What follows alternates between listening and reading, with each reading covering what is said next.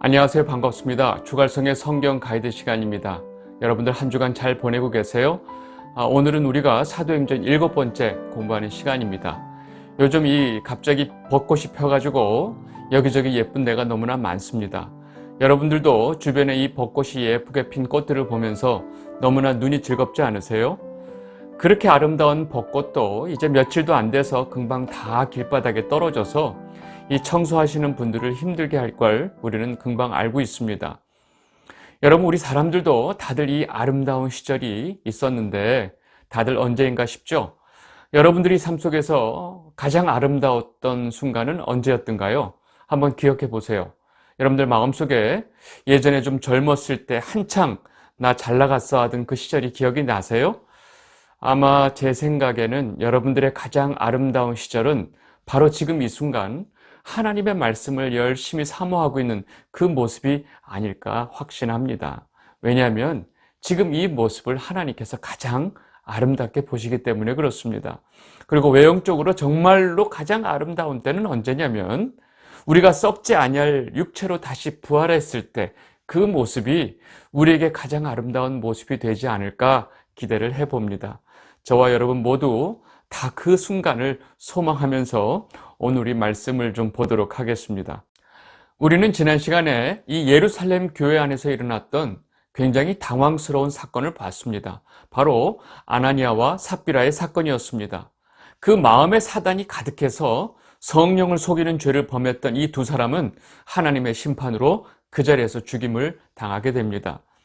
처음 예수 그리스도의 부활을 전하고 있었던 이 예루살렘 교회 안에 사도들과 많은 성도들은 이 사건으로 인해서 굉장히 두려운 마음을 갖게 되었지만 반면에 믿음을 더욱 견고히 할 수 있었습니다. 그 후에 사도들은 더욱더 열심을 다해서 예수 그리스도의 복음과 예수 그리스도의 부활을 전하게 됩니다.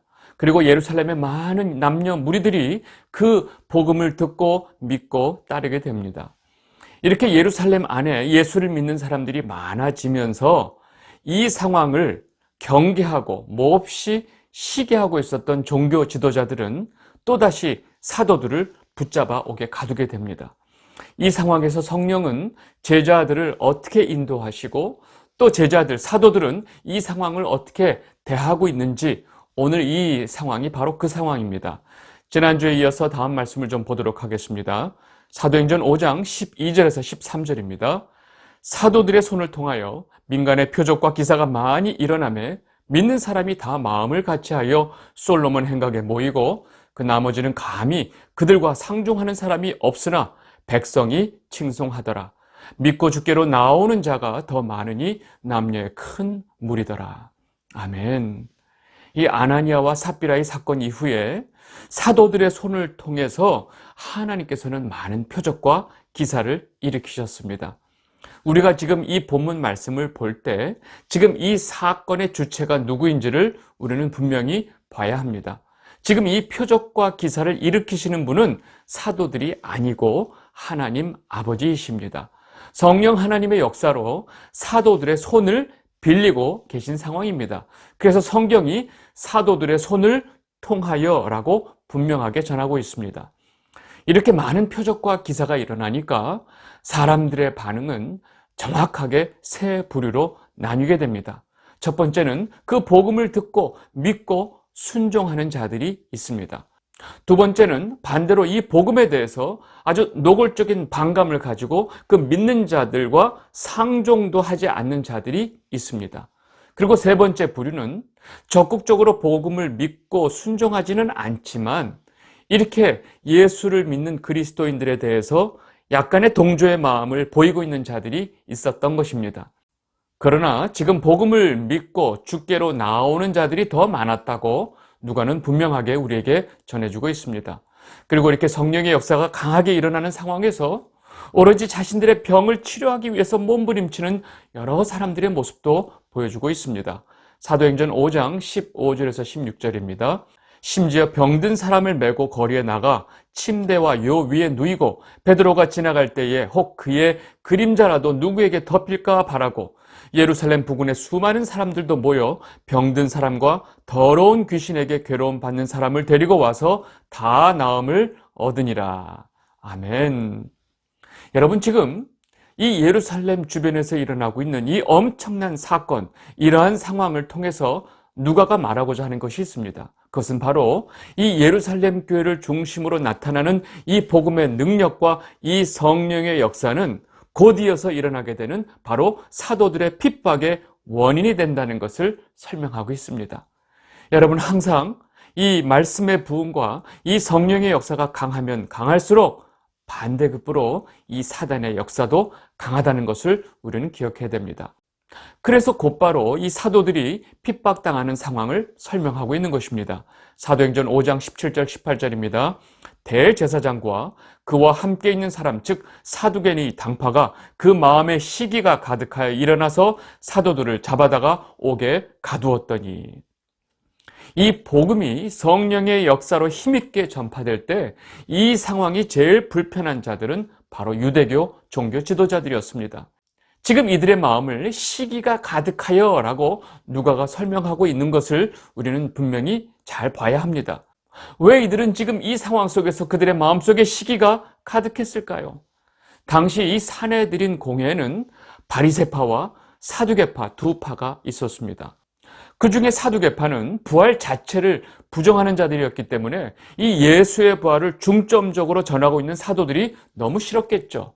그리고 예수를 십자가에 못 박혀 죽인 그 핵심 세력으로 지금 이 사두개파가 지목이 되고 있었기 때문에 사람들로부터 사실은 굉장한 원망을 받고 있었습니다. 그러니까 더더욱이 이 사도들이 죽이고 싶을 만큼 미운 대상이었던 것입니다. 그런데 부활을 전적으로 믿고 있는 이 바리새파인 대제사장들도 역시 이 사두개파와 함께 사도들을 시기했다는 것은 당시 자신들에게 집중되어야 하는 이 대중들의 관심이 사도들에게 가고 있는 그 사실 자체를 견디지 못했던 것입니다.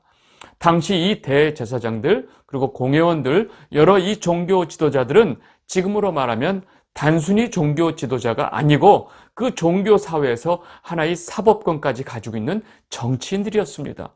이들에게는 당시 그 대중의 관심과 인기가 무척이나 중요했던 것입니다.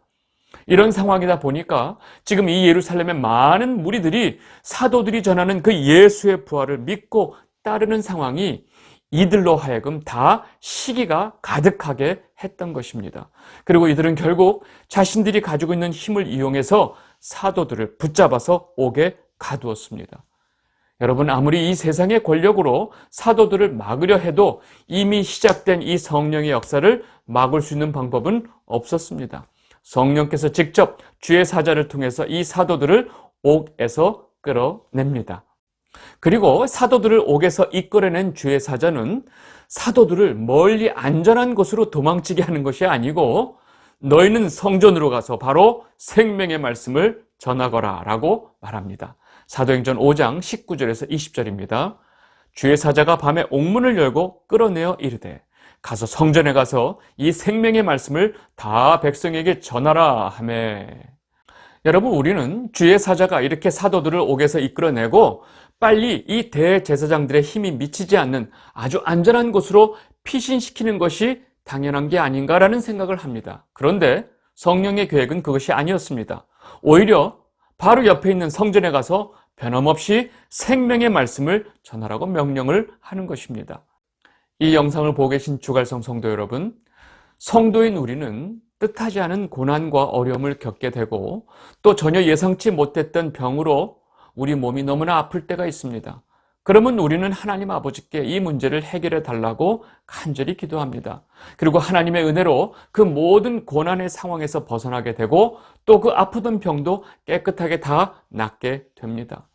그런데 우리를 그렇게 그런 고난으로부터 벗어나게 하시고 그 아픈 병으로부터 우리를 치유해 주시는 그 이유가 뭘까요? 우리가 그런 모든 고난들로부터 벗어나고 병으로부터 건강을 얻어서 이제 남들보다 더 잘 살고 더 행복하게 살 수 있도록 그렇게 해주셨을까요? 그것이 아니라는 것입니다. 우리에게 하나님께서 이 모든 고난의 문제를 해결해 주시고 병을 치유해 주시는 이유는 바로 우리가 성도로서 해야 할 역할을 하도록 하기 위해서 그렇게 해주신 것입니다. 우리는 원래 우리를 고난의 자리로 밀어넣었던 그 자리에 다시 가고, 또 우리가 병중에 있었던 그 자리에 다시 가서 다시금 예수의 증인의 삶을 살기를 바라시는 것입니다. 누가요? 하나님 아버지가요. 그리고 이것이 바로 성도의 본분이고 지금 우리가 살아 숨쉬는 이유이기 때문에 그렇습니다. 주의 사자의 명령대로 옥에서 풀려난 사도들은 새벽에 성전에 들어가서 생명의 말씀을 전하고 있었습니다. 그러나 이 사실을 전혀 알지 못하는 대제사장들과 모여든 그 공회원들은 옥에서 사도들을 데려와서 신문을 하려고 합니다. 사도행전 5장 21절에서 23절입니다. 그들이 듣고 새벽에 성전에 들어가서 가르치더니 대제사장과 그와 함께 있는 사람들이 와서 공회와 이스라엘 부족의 원로들을 다 모으고 사람을 옥에 보내어 사도들을 잡아오라 하니 부하들이 가서 옥에서 사도들을 보지 못하고 돌아와 이르되 우리가 보니 옥은 든든하게 잠기고 지키는 사람들이 문에 서 있을 때 문을 열고 본즉 그 안에는 한 사람도 없더이다 하니. 여러분, 지금 옥은 든든하게 잠겨 있습니다. 그리고 그 옥 문 앞에 지키는 사람도 그대로 서 있어요. 근데 이들이 이 옥 안에 사도들이 빠져나간 사실을 전혀 모르고 있었다는 것입니다. 그리고 이제 대제사장들과 공회원들은 그렇게 옥에 있어야 할 사도들이 지금 옥에는 없고 성전에서 또 말씀을 가르치고 있다고 하는 이 소식을 듣게 됩니다. 사도행전 5장 24절에서 25절입니다. 성전 맡은 자와 제사장들이 이 말을 듣고 의혹하여 이 일이 어찌 될까 하더니 사람이 와서 알리되 보소서 옥에 가두었던 사람들이 성전에 서서 백성을 가르치더이다 하니.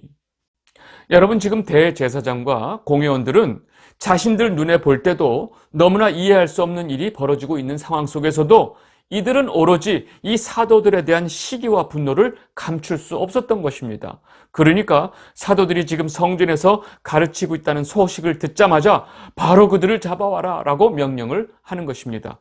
결국 이들은 사도들을 다시 잡아와서 자신들 앞에 세워놓고 또다시 신문을 합니다. 사도행전 5장 27절에서 28절.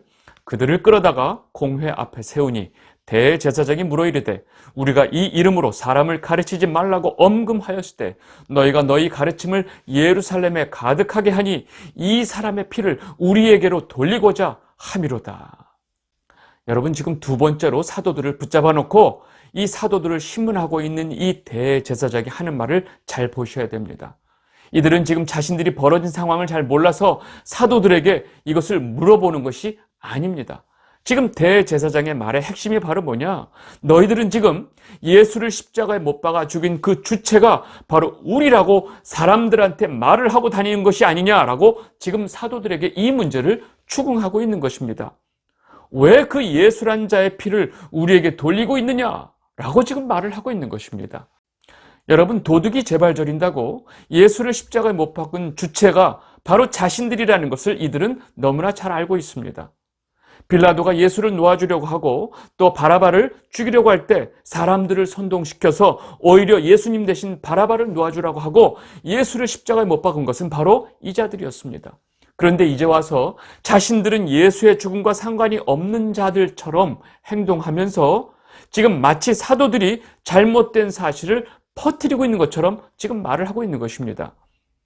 여러분, 대제사장이 이렇게 말을 하니까 베드로와 사도들이 다음과 같이 너무나 똑 떨어지게 말합니다.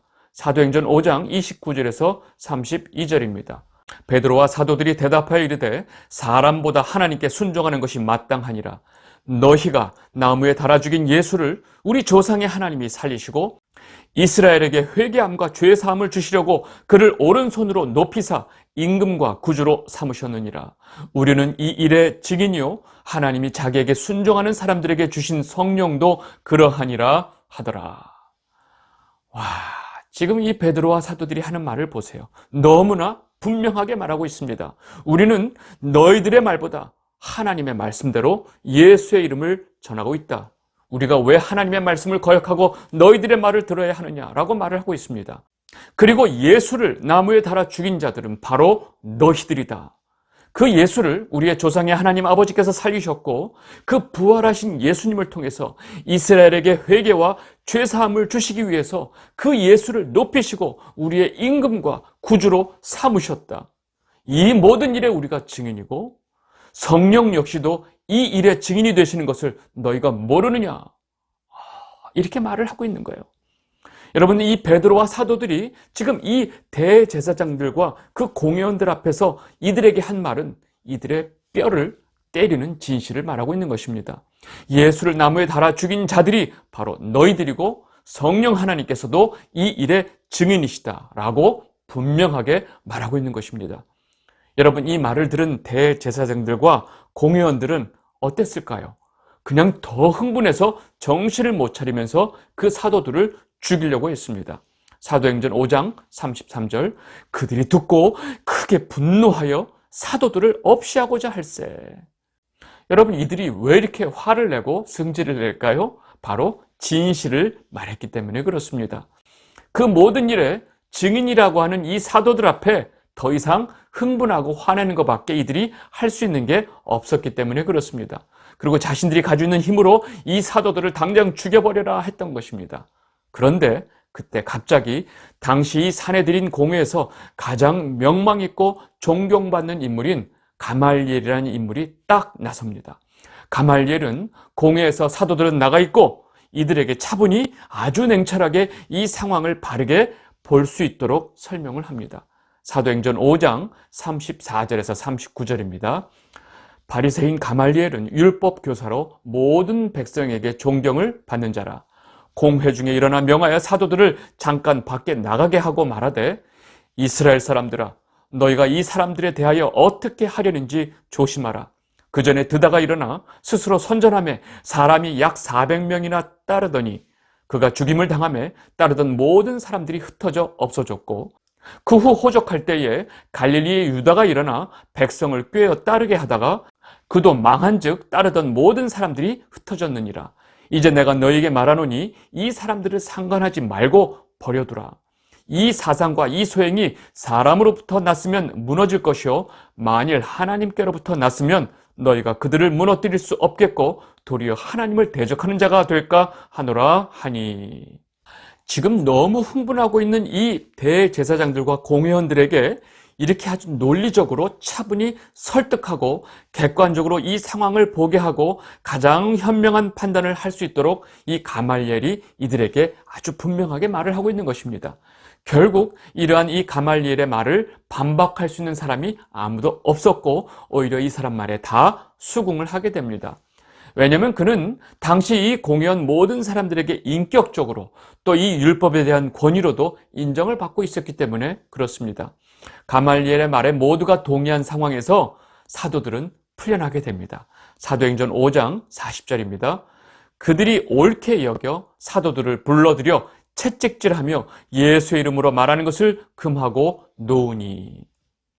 여러분, 지금 사내들인 공회가 지금 이 사도들을 가말리의 말대로 놔주려고 할 때 그냥 풀어준 게 아닙니다. 심하게 채찍질을 하고 다시금 예수의 이름으로 말하지 말라고 아주 엄하게 경고를 하고 놔준 것입니다. 사도들은 육체적으로 상당한 고통을 겪고 나서 풀려난 것입니다. 지금 온몸이 채찍질로 인해서 피투성이가 되어서 풀려난 사도들은 예수의 이름을 전하는 일과 그 일로 인해서 고난을 겪어야 하는 이 상황에 대해서 오히려 감사하고 기뻐하면서 그 자리를 떠나게 됩니다. 사도행전 5장 41절, 사도들은 그 이름을 위하여 능력받는 일에 합당한 자로 여기심을 기뻐하면서 공회 앞을 떠나니라. 아멘. 여러분, 사도들이 무슨 잘못을 했죠? 아무 잘못도 없어요. 예수의 이름으로 사람들에게 복음을 전했고 성전에서 생명의 말씀을 전했고 그 아픈 사람들을 고쳐줬을 뿐입니다. 그런데 공회원들에게 끌려가서 피투성이가 되도록 채찍질을 당하고 풀려난 것입니다. 그런데 그렇게 아무 죄도 없이 채찍질 당하고 풀려나면서도 오히려 예수 이름으로 이렇게 능력받는 것이 너무나 기쁜 일이다 라고 말하면서 공회 앞을 떠났다는 것입니다. 여러분, 지금 이 사도들이 미친 거 아닐까요? 제정신일까요?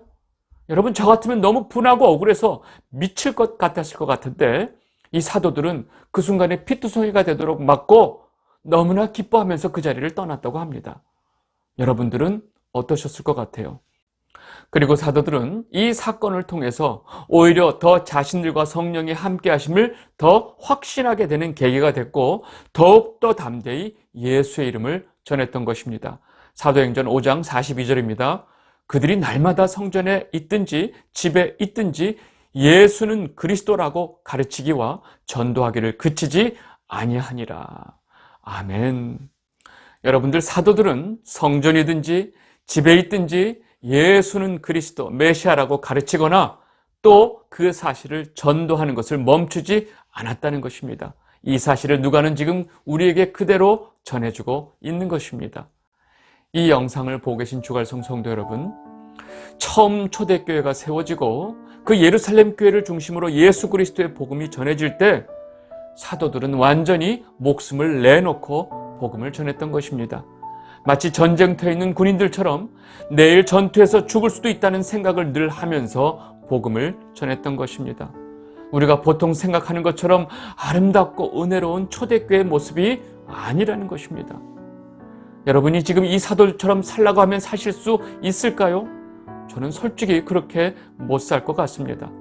사도들이 이렇게 목숨을 내어놓고 복음을 전하고 있는 이 모습을 보면서 반면에 저는 너무나 편안하게, 너무나 나타하게 살고 있는 이 제 자신의 모습이 더 보여서 더 이상 여러분들께 무슨 말씀을 드릴 수 없을 것 같습니다.